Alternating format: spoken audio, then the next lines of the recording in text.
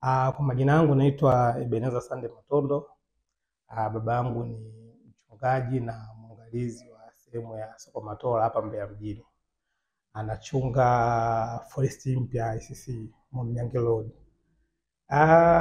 Katika utumishi wa baba yangu kuna vitu vichache ambavyo ninavikumbuka ambavyo hivyo vilitokea huko way back, ambavyo mpaka leo nikikaa nikifikia naona tu ni neema ya Mungu ilituvusha. Kitu cha kwanza ninachokikumbuka katika ukuaji wangu na udogo wangu na ufahamu wangu, baba anavyoanza huduma mwaka 2007 fungua kanisa lake, kwa sababu hapo nyuma alikuwa ni mchungaji msaidizi kwenye kanisa la Jerusalem Temple kwa makamu askofu Addison Mwajunga. Kwa hiyo anavyotoka pale kwenda kufungua huduma yake Forest mpya, ile hela ya kwanza ya ufunguzi wa huduma, hela yake ya kwanza ya ufunguzi wa huduma ilikuwa ni ada yangu ya mimi kuanza shule. Na huduma baba alianza mwezi wa kwanza kabisa mwanzoni mwa mwaka 2007. Kwa hiyo mimi nilikuwa nimesoma international hizi nikiwa kindergarten huko na nini. Kwa hiyo nilikuwa natarajia kwenda kusoma shule za international huko St. Mary's na shule nyingine za namna hiyo. Kwa hiyo ile hela yangu ya ada ambayo yeye alitenga na mama direct akaipeleka kwenye huduma, kwenye ufunguzi wa huduma. Kwa hiyo nikajikuta kwenye familia yetu mimi ndio mtu ambaye nimesoma tunaziita shule za St. Kayumba.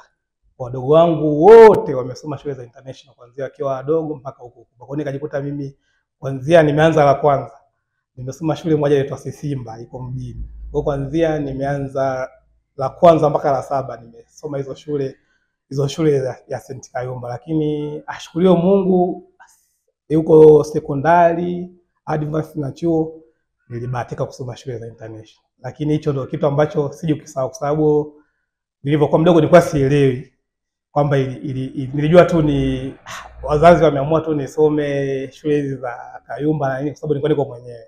Lakini nilipofika la 3 la 4 wale rafiki zangu ndugu ambao nilikuwa nasoma nao kule shuleni, nikawa nawahoji wazazi kwa nini mimi nasoma shule za Kidumu na Mfagio. La 4 hapo la 5 bakajaga kuniambia kwamba bwana wewe hela ambayo sisi tuliplan wewe ndo kasomee shule ndio ilikuwa kianzio cha hii huduma yetu. Kwa hiyo ninamshukuru sana Mungu kwa hiyo neema, kwa sababu ninaashumu isingekuwepo ile hela au wasingetoa sadaka ya ile hela mimi yani kwamba niende shule na nini, nadhani hata leo huduma sidhani kama ingekuwa imeanza vile, kwa sababu Mungu aliwasaidia, walianza huduma kwa ukubwa sana. Yaani wameanza huduma wakiwa na viti, wana vyombo vya muziki, tofauti na watu wengine ambao wanaanza huduma wamepanga jengo kwa kupitia ile ambayo walikuwa wamesave kwa ajili ya ada.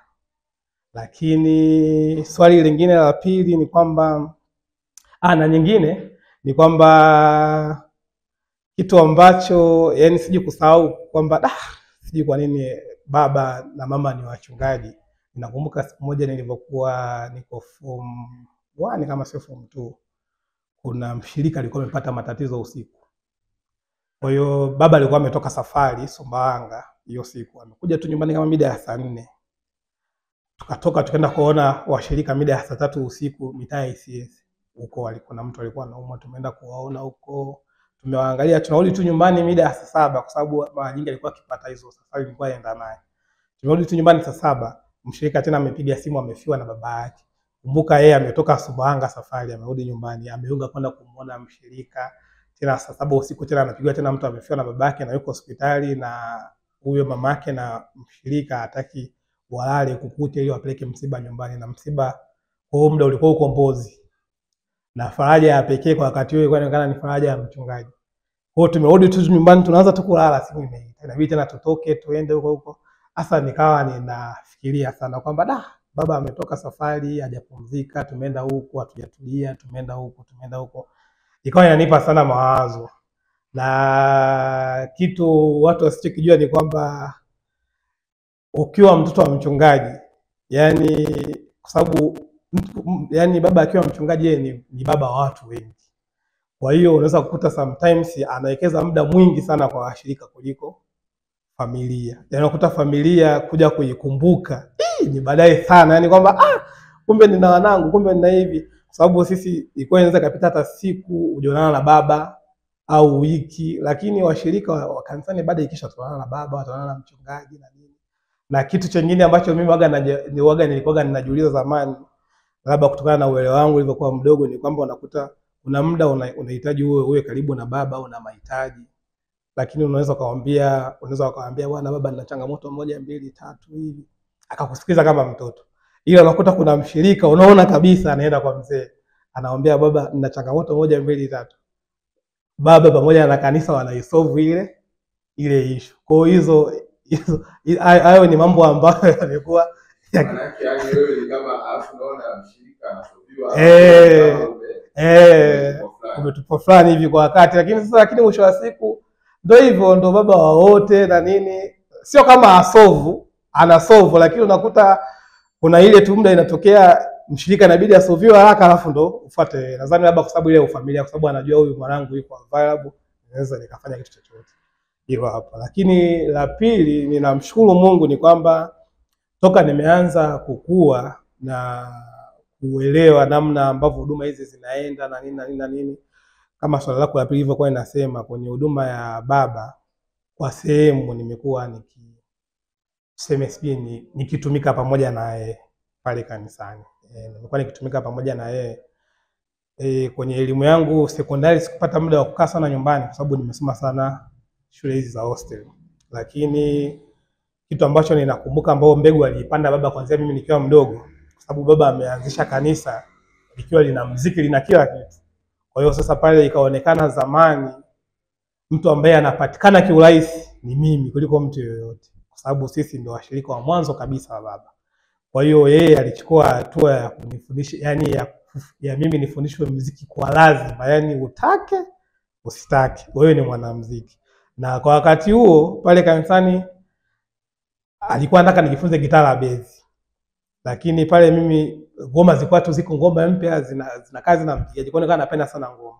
Kwa wakati huo walimu wetu pale na anko zangu ambao walikuwa pale kanisani, wakina Baraka haya na kina Karibu, wakanipeleka kwake kwamba bwana nataka huyu ajue kupiga gitaa la bezi. Lakini mambo yakaenda ndivyo sivyo. Mimi nikaenda kwenye mazoezi najifunza drum. Kwa mwisho wa siku anakuja kuambia huyu bwana anapenda ngoma, hapendi kupiga gitaa la bezi. Umeona? Kwa hiyo ikawa imeenda hivyo, na kwa neema ya Mungu hiyo ilikuwa 2007, 2008 ndio nimeanza kujifunza muziki. 2008, 2009 nikaanza kupiga kabisa kanisani ibadani, na akiwa ni mdogo, yani mdogo kabisa napiga ibadani na nini. Lakini kadri siku zinavyozidi kwenda mbele, kwa sababu mimi ndio nilikuwa naongana napatikana pale kanisani, kwa hiyo automatically itabidi nifanye vitu vyote. Yani siwezi nikaiti napiga tu ngoma. Kwa hiyo nikaanza najifunza kuseti muziki, kuimba na vitu vya namna hiyo. Kwa hiyo Mungu amenisaidia kwa sababu yeye alikuwa amenipandia hiyo mbegu na aliniwekea msingi mzuri, na mimi automatically nikajikuta maisha yangu yananihitaji kanisani. Yani nitake nisitake. Yani kwa mfano kama ikifika Ijumaa najua Ijumaa saa 9 ni muda wa kanisani. Saa 10 Jumatano ni kanisani, Jumatatu vijana. Yani ndo huo msingi ambao tayari ambao amekuwa ameshanitengenezea, na alinitengenezea msingi wa kuamini kwamba kanisani ni sehemu ya makimbilio. Yani unapokuwa na shida, furaha, kanisani ndio sehemu ya kukimbilia. Kwa hiyo huo msingi amenijengea ambao hata watu wangu wa karibu wao wanashangaa. Mimi naweza nikaa sina issue, sometimes niko free.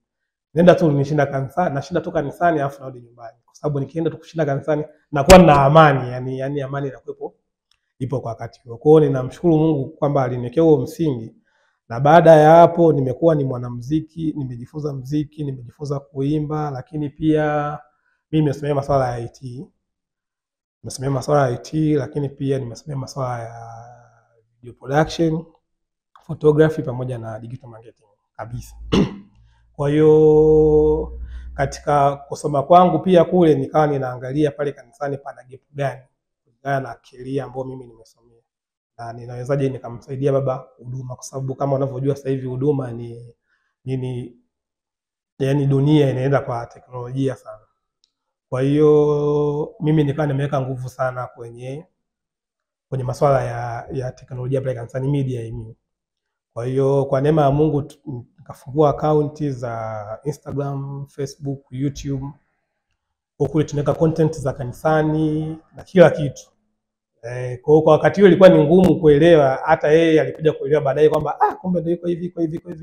Kwa hiyo bado Mungu mwema, tunaendelea kupambana na Mungu mwema, tunaenda vizuri. Kwa hiyo kwa sehemu hiyo kanisani kwetu ndo natumika kwenye hizo nafasi. Natumika ni kiongozi kwenye idara ya JMS, ni kiongozi kwenye press team, ni kiongozi kwenye media pia. Kwa hiyo nimekuwa nikitumika katika hizo sehemu zote na Mungu amekuwa akinisaidia sana. Na kwa sababu kwa umri wangu mimi sio umri ule mkubwa sana, ni kijana tu mdogo, lakini Mungu ameniamini kunipa majukumu. Kwa hiyo ninatumika na baba pale kanisani kwa nafasi hizo hapo. Unawaambia nini watoto wa wachungaji wengine wanaotazama? Amina. Kwa watoto wengine wa wachungaji wanaonitazama, kitu ambacho naweza nikawaambia na nikawashauri ni kwamba hizi huduma Mungu amewapa baba zetu, lakini sisi hapa ni watu wa karibu sana ambao tuko karibu na baba zetu pamoja na mama zetu. Kwa hiyo inamfurahisha sana mchungaji kama akiwa anafanya huduma, nyuma yake kuna watu wa familia yake wanakuwa na msapoti, mfano mama pamoja na watoto. Na inakatisha tamaa sana kama mchungaji ana huduma kubwa au anaendesha huduma vizuri, lakini nyuma labda mtoto wa mchungaji anakuwa anafanya vitu ambavyo sivyo. Kuna wale wachungaji ambao yani kuna jumbe zingine anahubiri kanisani ile washirika kabisa, sasa hapana bwana, huu ujumbe bwana, hapana, huu ujumbe huu ahubirie mwanae. Kwa hiyo mimi kitu ambacho naweza nikawashauri ndugu zangu watoto wa wachungaji wenzangu ni kwamba tusimame na baba zetu jamani. Tusimame na baba zetu, tuwasaidie, haijalishi kuna mazingira gani. Tusimame na baba zetu, tuwasaidie, tuwalinde, tuwapiganie, kwa sababu ile huduma ni wao Mungu amewaita, lakini sisi hapa ni sehemu ya ile huduma. Kwa hiyo wewe ukisimama na baba yako ni kazi rahisi pia hata yeye. Unamrahisishia pia hata kazi, kwa sababu mwisho wa siku hawezi akatoa kile kitu, akatoa ule ujumbe ambao amepewa na Mungu akati wewe huko nyuma umemuumiza au umefanyaje. Kwa hiyo kitu ambacho nawashauri sana ni kwamba tusimame na baba zetu, tuwalinde, tuwapiganie. Mungu amekupa nafasi au uwezo katika sehemu fulani. Mfano wewe ni mtu umesomea masuala ya mahusiano, sio IT. Nenda kwenye ile sehemu, pambania hapo kanisani, yani pambania. Yani hata siku ukiondoka hapo kanisani ambako baba yako anachunga, watasema tumeona watoto wa wachungaji wengi, ila mtoto wa mchungaji wetu huyu bwana kuna 1 2 3. Kwa hiyo ndio kitu ambacho naweza nikawashauri sana. Simama na baba, mpiganie, yani kwa kadri ya uwezo wako mpiganie. Usiangalie utapata nini au unapata nini. Simama na baba, yani hakikisha huduma ya baba inaenda mbele kwa kupitia wewe.